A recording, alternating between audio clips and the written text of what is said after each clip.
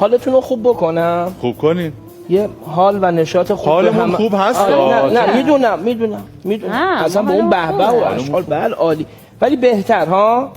خبر خوب داریم. بله بریم یادگار امام. بریم تراکتور. به به.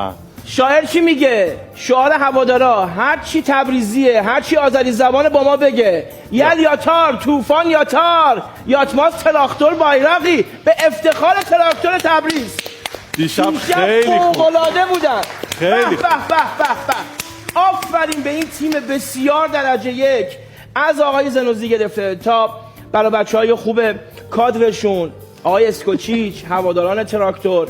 پرچم ایران رو بردید بالا ها. کار بسیار بزرگی کردید. آفرین.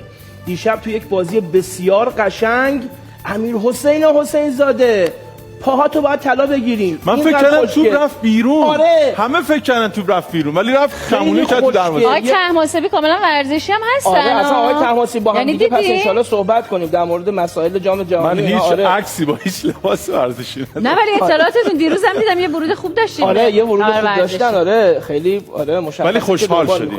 واقعا خوشحال شدیم. واقعا خوشحال شدیم. تراکتور تبریز تراکتور تیم با شخصیتیه. بسیار 2-1 موفق شد از دوحیل رو ببره. الان 2 لیگ الیته. یه بار دیگه بگم 2 یعنی رده دوم لیگ الیت نخبگان. کی صدر رسول؟ الهلال. بله.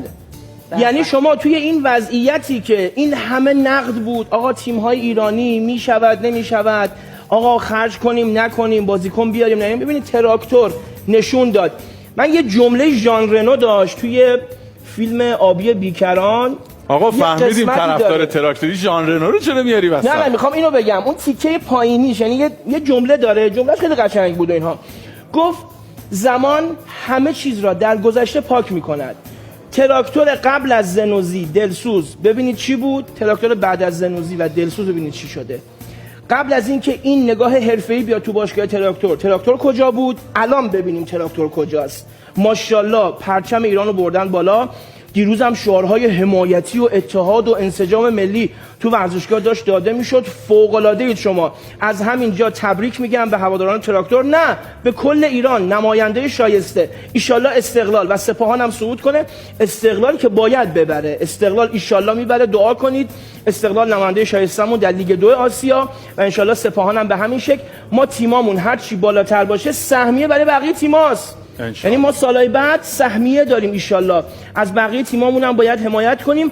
فوتبال ما دیگه یک ورزش نیست. یه دوره میگفتم آقا ورزشه، حالا یه 22 نفر دنبال یک توپ. نه اشتباه نکنید.